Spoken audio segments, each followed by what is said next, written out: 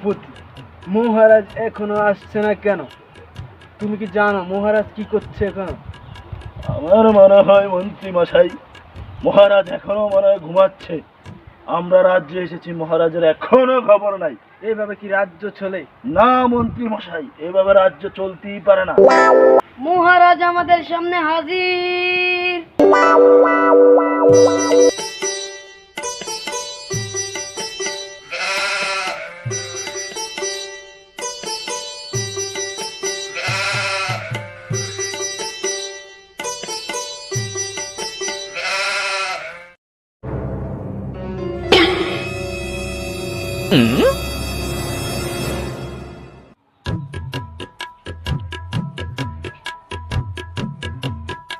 রাজ্যের কাজকর্ম শুরু করা হোক।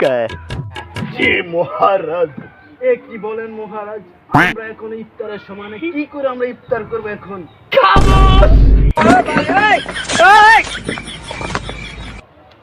সেনাপতিকে আদেশ করেন মহারাজ। বুঝে রমজানের দিন আমার মাথা গরম হয়ে যাবে, ওকে থামাও। এই শালার ঘরের শালা, রাজা কয়েকটা তুই হুনস আরেকটা।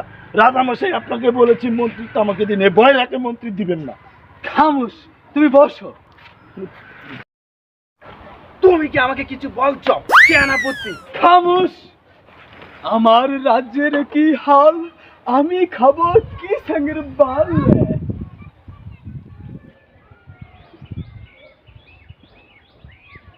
বলো, কি বলবা বলো। মহারাজ, আপনার পূর্ব পাড়ার মানুষরা একটা রোজাও রাখে না। না না না না, আমার রাজ্যে এগুলা চলবে না। কি বলছো তুমি? আমার রাজ্যে এখন এমন মানুষ আছে রোজা রাখে না। যে আইন আমার দাদা করে গেছে, আমার বাপে করে গেছে, সে আইন সবাই পালন করতে হবে। সেনাপতি, মন্ত্রী মশাই, মহারাজ এখনো আমাদের ইফতারের কোনো টাইম হয়নি, আপনি বলছেন ইফতার রেডি করব। সেনাপতি কি তুমি ওকে কিছু বলবা? আপনাকে আগেই বলেছি মহারাজ, এই বয়রা মন্ত্রীকে আপনার রাজ্যে রাখবেন না। ওকে ঘাড় ধাক্কা দিয়ে রাজ্য থেকে বের করে দিয়ে। সেনাপতি, তুমি কি আমাকে কিছু বলছো? এই খামোশ, তুমি এবার যেতে পারো, তুমি যাও। এই যে শোনো, আমাদের রাজ্যে এখনো রোজা রাখে না, আমরা সেদিকে যাব। কারে কারে রোজা রাখে না তাদেরকে ধরে এনে আমি শুলে সরাবো। আসো আমার সাথে।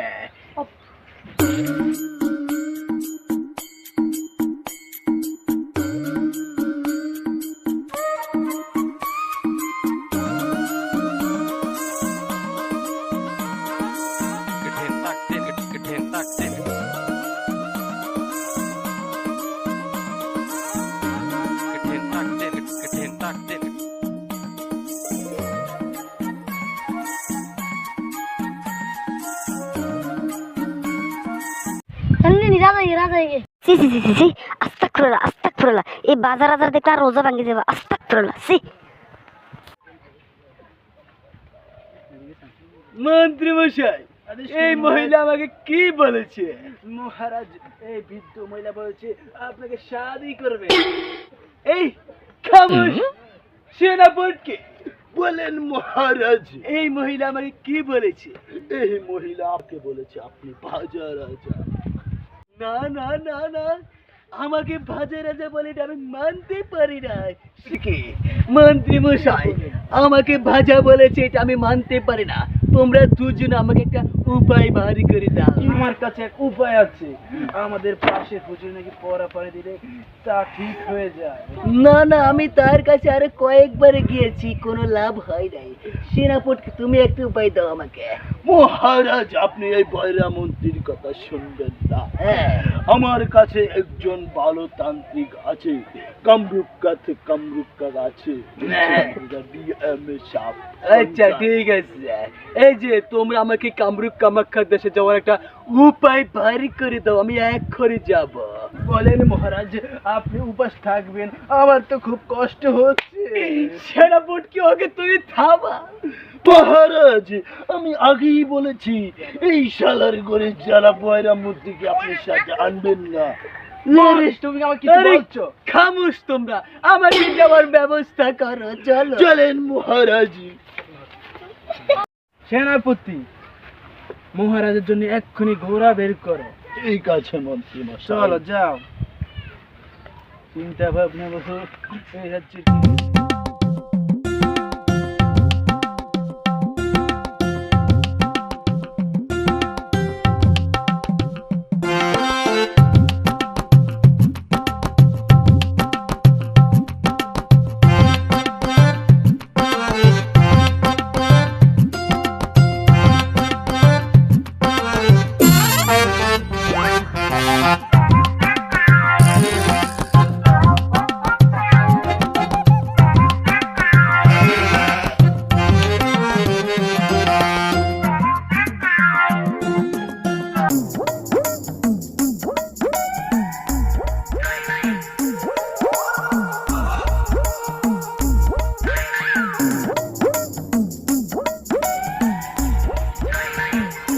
এই মাইস না কোন শালা রে?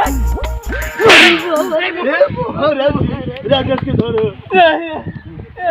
রাজা মশাইকে ধরবেশ বাবা। কই কই বাবা, আমারে বলছি নামনি বাবা, আমার রাজ্য সবাই কও আমি বাধা বুঝলি, আরো কিছু একটু উপায় বার করে দেন,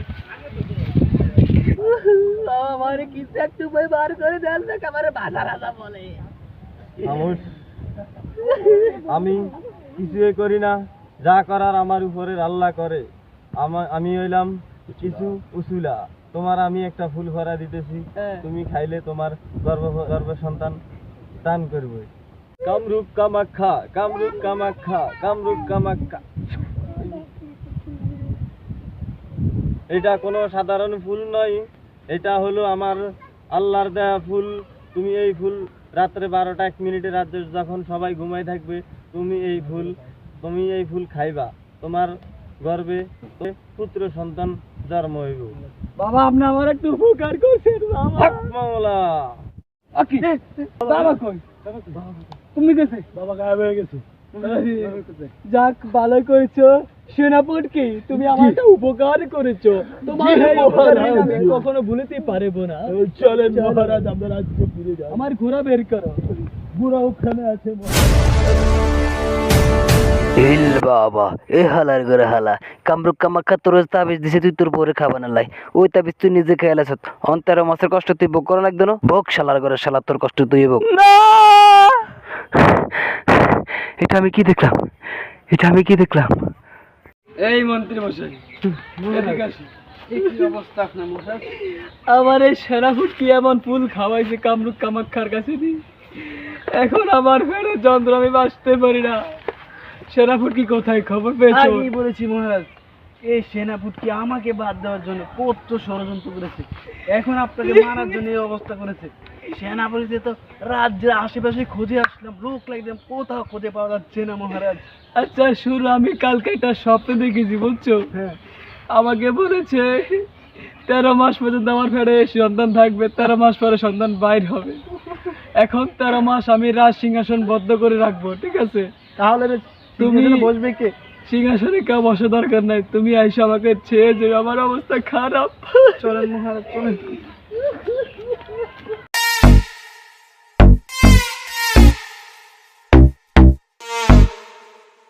হিল বাবা, এই বেটা তোর আগে কইছিলাম তোর ফ্যামিলিতে ভেজাল আছে, ফোলা তো হয়েছে তোর বুঝত, 60 থেকে 30 বছরের মায়াতে যদি তুই বিয়ে না দিতে পারস, তো তোর ফোলা মরে যাবো, তুই রাস্তার ফকির হয়ে যাবি। আমার কথা রাখলে রাখ, না রাখলে ফোন দিয়ে আলু কেলা খা।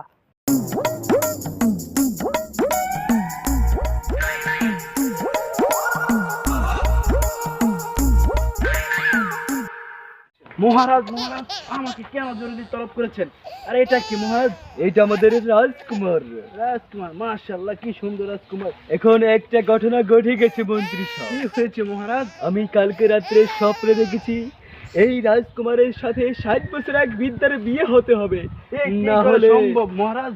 না হলে আমার বাচ্চা মরে যাবে, আমি সংসার সেরে আমি গরিব হয়ে যাব। এখন যেভাবে হোক এই 60 বছরের বৃদ্ধাকে তুমি খবর নাও, তার সাথে বিয়ে দিতে হবে, যাও।